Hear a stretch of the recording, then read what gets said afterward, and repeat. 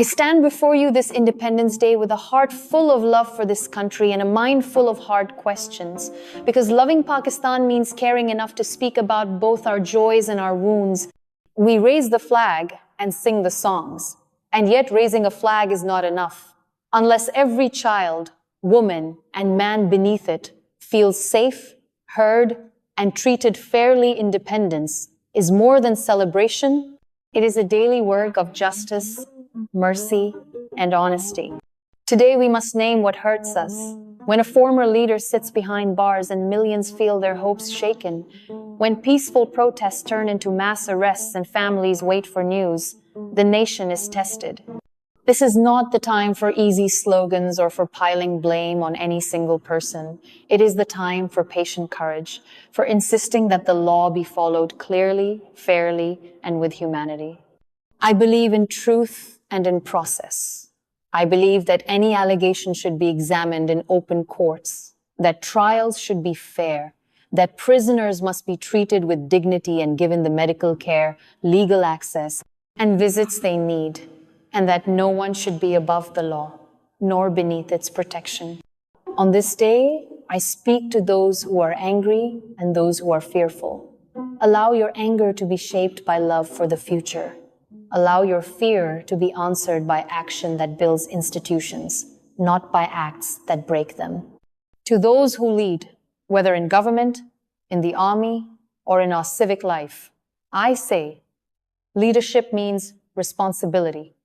It means protecting the rights of the weakest, listening to dissent, and ensuring that every decision that touches a life is measured against law and conscience. Power without accountability becomes an instrument of hurt. Authority without mercy becomes cruelty.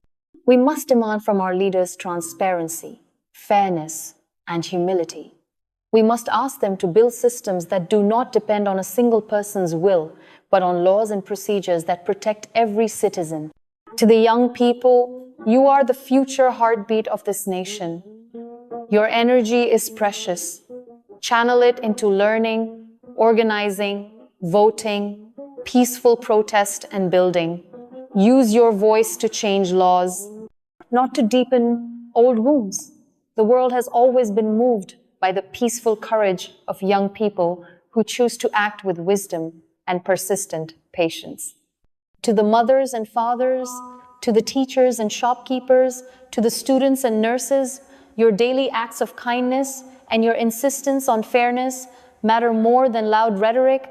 Teach your children that freedom comes with duty, that rights are protected when we also respect the rights of others, and that change is best when it grows from many small, honest acts.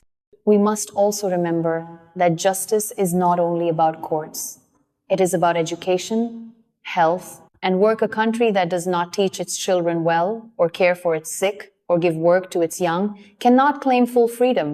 On this Independence Day, let us call for stronger schools that teach critical thinking and empathy, hospitals that heal without asking for patronage, and courts that move without fear or favor. When citizens feel the law is impartial, trust grows.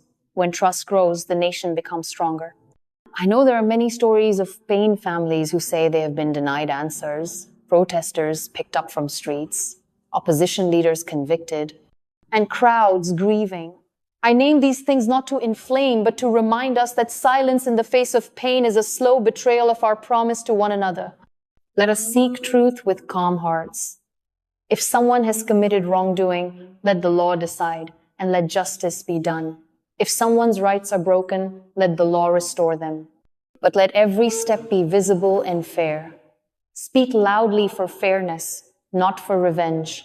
Resist the temptation to reduce complex problems into enemies we must destroy. That path only multiplies suffering. Independence is not the victory of one party over another. It is the shared right to dignity and to a future where no one is afraid to speak or to seek redress. On this day, I ask each of us to practice small acts of healing. Reach out to a neighbor you have not spoken to. Help a family find legal help if they cannot afford it. Volunteer at a school. Teach a child to read. And keep a calm but steady watch on public institutions. If the courts seem slow, remember that reform comes from steady pressure, from petitions, from well-organized civic action, from journalists who ask hard questions, and from lawyers who work day and night for fairness. Protect the freedom of the press and the right to peaceful assembly. These are the tools by which citizens hold power to account. And to those who feel helpless, start where you are, write letters, join peaceful groups, vote, teach, love these small actions, gather into a strong current. We must never let fear or hatred become the permanent language of our politics. Let us instead choose words of dignity and courage. On this Independence Day, we